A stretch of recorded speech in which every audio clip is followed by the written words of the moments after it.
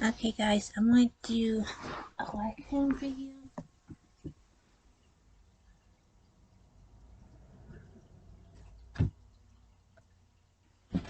And yes, this is my new phone. I got, this one is iPhone 13 Pro, so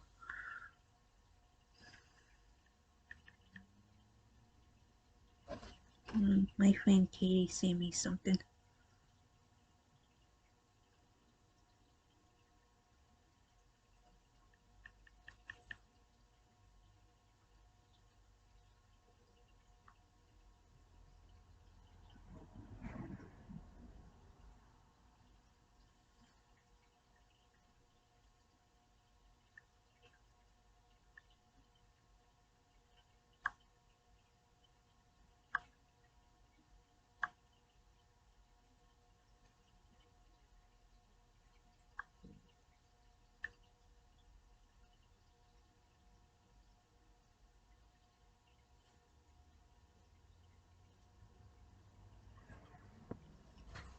Okay.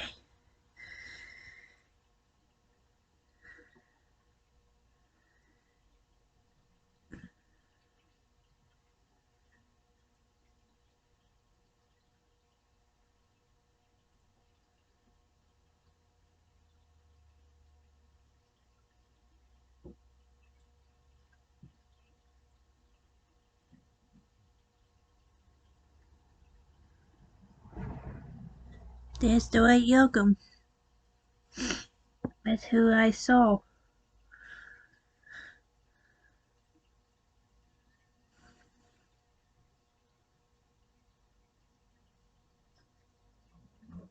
I don't want to play because it's gonna be, will give me a copyright, so.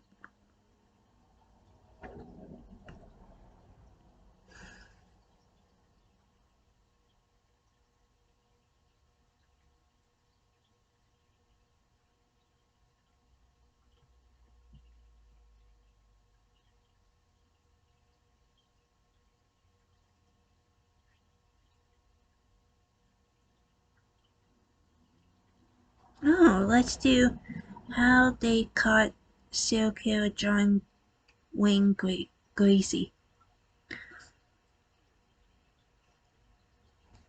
As he shoveled snow for the elderly, he became Pogo the Clown for the local children, who guffawed at his I don't worry, tricks I'll and get happily the received the cell balloon for phone being case such for a it. good boy or girl. A close friend of politicians and professionals. When the mask finally was removed from the sadistic killer, society was shaken to its very core. John Wayne Gacy was a man who said in custody, "I've taken 3.5 hours of truth serum, sodium amytal, the maximum amount I could have. It shows I have no knowledge of the crime whatsoever." That's strange because his crimes were certainly memorable. When Gacy was not making kids laugh at tricks, he did one-on-one shows in his house that involved asking a young man to wear a pair of handcuffs to try to get out of them. Having already seen that Gacy was a I saw respectable that member of movie the of local it community, the victim gladly slipped his hands into the on cuffs. YouTube. His captor would then fasten a noose around his neck, pulling it tighter in increments. This was about the time when the victim knew there was no trick, and Gacy was certainly no pillar of the community. But let's go back to the start. Like many serial killers in the making, the young Gacy suffered a troubled upbringing. He stuffed this trauma down into the far reaches of his brain, but it wouldn't be long before his horrifying past resurfaced in new ways when he grew up. Gacy was an outcast as a young boy and had a father who was quick to reprimand the youngster. Gacy was powerless. This doesn't often bode well for the adult in the making. But at the age of 18, it looked as though Gacy was doing all right. That's when he became the assistant precinct captain for a local Democratic Party politician. It seemed like young Gacy was becoming a respectable young man. Still, he could never do any good in his father's eyes. His pop, an ugly human if there ever was one, was often calling his son sissy boy and other similar slurs. John Wayne Gacy was homosexual, but you can understand why he tried his hardest to repress his sexual urges and feelings and didn't follow that. A leading detective on the case will say Gacy was actually a homophobic homosexual, his denial being so strong. Gacy moved away from his father and took up work as a mortuary assistant in Las Vegas. There he took perhaps a too keen interest in the involvement of bodies. One day he got to a coffin of a recently deceased man. He hugged the body, he stroked the slick, embalmed skin. For those few moments, he didn't feel powerless at all. He then jumped out of the coffin in a state of shock. with actual living young men becoming intimate posed more problems. Even though Gacy got married, it was just a charade. When he became a manager at a KFC outlet, he'd often invite young male workers back to his house to play pool and drink alcohol. He'd usually come on to them, and when they pushed him away, he'd just say he was kidding. The guys usually weren't gay. And even if they were, Gacy was hardly attractive. His solution to those unreciprocated advances was simple and violent. Abduct them first, torture them, and kill them. He did this many times, and it seems he did so without so much as stirring anyone's curiosity. He was, after all, a community leader, an organizer of parades, a successful businessman and fundraiser whose mask remains tight against his doughy face. He was, as people later said, the devil in disguise. But let's be frank here, viewers. Had any of you more discerning people known Gacy back then and really talked to him, you'd have known he was screwy in about 20 minutes. I wasn't aware. That was back in my mom, my parents' days. There's nothing wrong with that, of course, but you'd have to notice that he spent as much time hanging out with guys in their late teens as he did with his wife and children. You'd then have found out that he had two clown characters, Pogo, the nice clown, and Patches, the sometimes devilish clown. You wouldn't have had to read Sigmund Freud to figure out So that he this was a dressed up two-sided man. two Sometimes he'd clowns. keep the clown outfit Okay. on, and you'd later see him collapsed over a beer in a local bar. Had you not come to the conclusion by then that Mr. Gacy might have been hiding something perhaps a little dark, your intuitive faculties were as dull as a potato's. But you didn't even need heightened intuition to see what he was like. He sexually harassed a number of his staff, all young men. He once told one of them, "Do you know how easy it would be to get one of my guns and kill you, and how easy it would be to get rid of the body?" You might have even seen how young men went into his house and never came out. You could have talked with the young man who Gacy tried to handcuff, likely with the intent to kill, only to be out-wrestled. Gacy told that guy, "Not only are you the only one who got out of the cuffs, you got them on me." There were other survivors, too. If you were a young guy back then, living anywhere near that neighborhood, you would have heard of Mr. Gacy, the creepy clown who couldn't keep his hands to himself. If you'd been able to look deeper, you would have seen he served time in prison for assault on a young man. So this begs the question, how come he wasn't investigated? It was partly because people back then, even the police, didn't expect serial killers to look from the outside as upstanding members of the community. Gacy wasn't just a pillar of the community, he was the lodestone, especially once he'd gotten his painting, decorating, and maintenance business off the ground. His political work even got him a photograph with the First Lady, Rosalind Carter. If there was a serial killing university degree, the first thing you learn in evasion tactics class is that if you want to become a prime wolf, you first have to know how to perfect playing the lamb. It also helps to earn money, since money and power afford a killer cloaking device. As to the United States Secret Service, which gave Gacy special clearance. Okay, let's now get down to the business of how he was finally caught. On December 11th, 1978, a woman named Elizabeth Heist went to the local drugstore to pick up her teenage son who worked there. She was in great spirits that day. It was her birthday, and she had invited all her friends to her party. The devoted son, Robert, had helped her get things ready for the party. Robert told his mom to wait in the parking lot. He said he just had to speak to a guy about a possible summer job, a job that paid a whole lot more than his drugstore gig. All Miss Pice was told was that the guy offering the job worked in construction. Robert had met him when the guy went to the drugstore to talk about possible maintenance. Elizabeth sat in the car, giddy about the party to come and glad her son was helping out with making sure everything went well. But then 20 minutes passed, and he still hadn't come out of the store. She never saw him again. She couldn't enjoy the party that evening with her son still not having contacted her. Not even a phone call just to say he got waylaid. Later that night, when everyone had left, she called the police and reported Robert missing, informing them about the contractor he said he was meeting. The cops soon discovered the contractor was 36-year-old John Wayne Gacy. This guy was known to almost everyone in the community. In 3 different cities, he'd been voted Man of the Year by the Junior Chamber of Commerce. He had a successful business and had even met the president's wife. When the cops looked into the man, they found out he often visited the local hospital children's ward. There, playing Pogo the Clown to seriously ill kids, he bounced around doing tricks. One was handcuffing the kids and then pretending he lost the key and telling them they'd stay that way forever.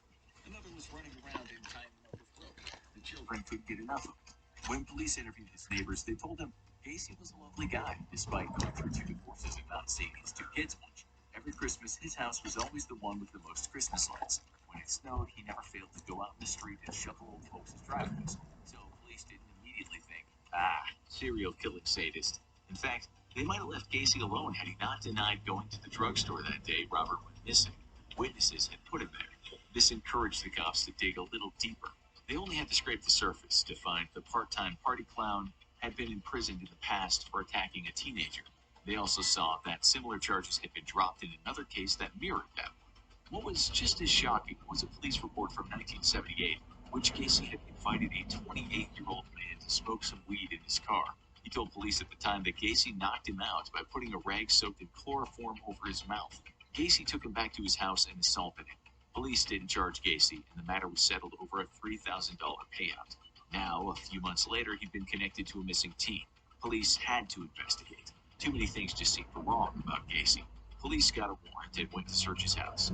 They found all kinds of books and films related to sex, a starting pistol, a length of nylon rope, drugs that can make someone sleepy, police badges, and if that wasn't suspicious enough, lots of IDs and underwear that did not belong to Gacy. In his bedroom was a giant clown painting. Close to that was a TV alarm clock and radio. Unbeknownst to cops, something that had belonged to one of his victims. On closer inspection, police found their pièce de résistance, a drugstore receipt in a wastebasket that at one point been in Robert Heist's pocket. They didn't know this just yet. Police also found a class of 1975 Maine West High School ring. On it was the initials JAS.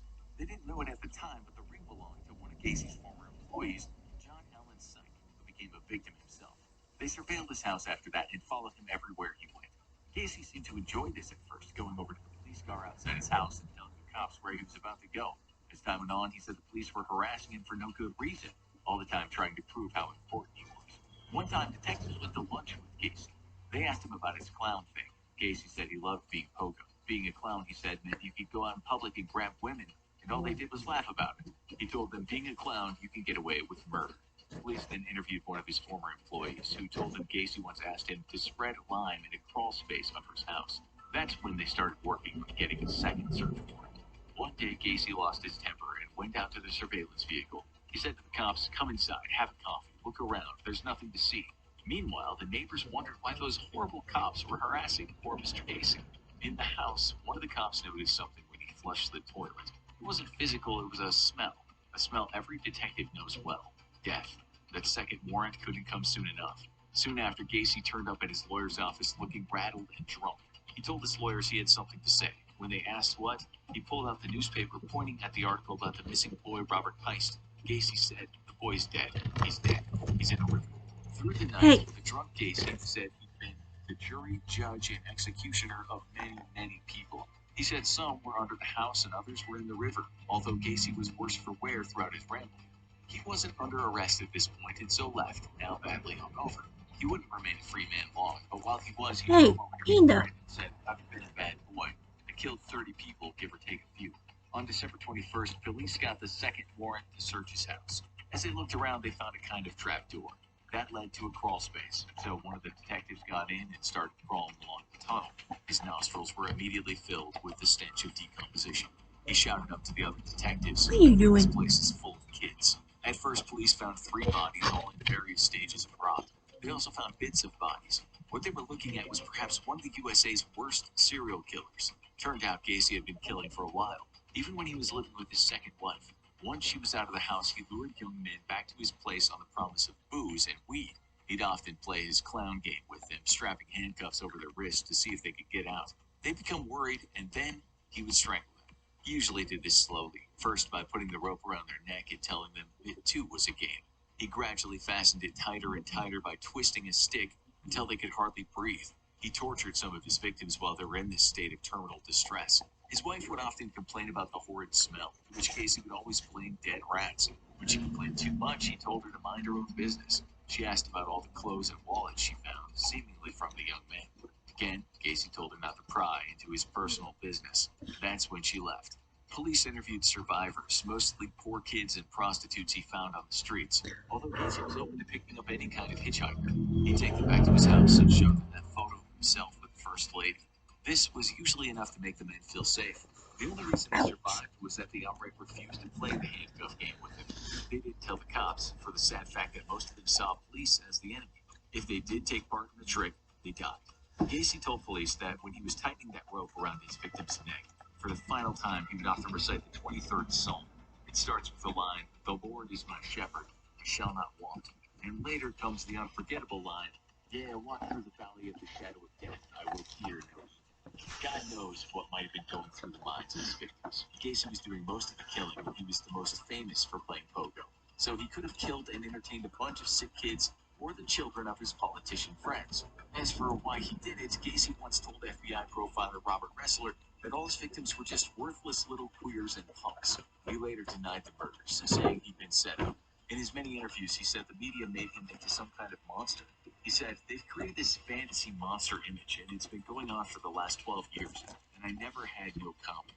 And I had no need to talk to the media for the simple reason that they were looking for sensationalism. They were looking for the monster. It wasn't exactly a cogent defense, seeing as a mass of bodies were found under his house and their belongings inside of his house. In a separate No, interview, no, Gacy no, said, no. if you want to say I slept in the house with a dead No, body, no, no. okay, fine, I'll buy that. But in the same room? No. And besides, the dead won't bother you. It's the living you gotta worry about. He once created a document when he correspondence to the New Yorker. It was a Q&A which he answered himself. Here are some of the answers, just to give you more insight into how he either fooled himself or was an outright liar. My biggest regret, being so trusting and gullible, taken advantage of. Favorite song, Send Any Clouds, Amazing Grace. I consider myself liberal with values. Gacy told the interviewer he hadn't committed the murders. He said at one point, I'll tell you what, I'm not going to make no damn Ted Bundy's last-minute confessions. The interviewer didn't expect him to, nor did he believe much of what Gacy had said over many hours of chats. Gacy should have been caught much earlier, or at least should have set off a few lights at the radar for local police departments. In 1975, an 18-year-old former employee of Gacy named John Butkovich had an argument with him over some missing pen. Butkovich went missing after that. Gacy was interviewed by the cops, but nothing came of it. Remember, this was a man with a very sketchy record of hurting young men. The boy's parents called the cops over 100 times, each time demanding that they investigate Gacy. They didn't. Gacy later told police that he got Butkovich stoned and drunk and then inveigled him to put the handcuffs on behind his back. Gacy said he sat on him for at least an hour before strangling him. He then had to rush to bury the body since his wife and kids said they were coming back. During the trial, the prosecutor said John Gacy has accounted for more human devastation than many earthly catastrophes. But one must tremble. I tremble when thinking about just how close he came to getting away with it all. That is true. He could have gotten away with so many murders. Maybe it was his How? political How connections and in their the importance hell that would helped he him get escape away from chaos it and all police. these years? That and the fact that he was Man of the Year. There was also linkage blindness, meaning different police departments didn't or couldn't link up his earlier offenses. Still, maybe Gacy wasn't working alone. An investigator later said there was overwhelming evidence Gacy worked with an accomplice. He could have also been part of some depraved ring, which is what many people now think. There's fairly convincing evidence that he was involved with a man who operated such a ring. Gacy was convicted of 33 murders in all. On May 10th, 1994, he received a lethal injection. He had no last words, although some dubious sources state he said, kiss my... You need to fill in that final word yourself. Kiss my ass. Now you need to watch How They Caught Serial Killer Ted Bundy, or have a look at this. Okay, guys. I will see you my fourth one, so I will see you then.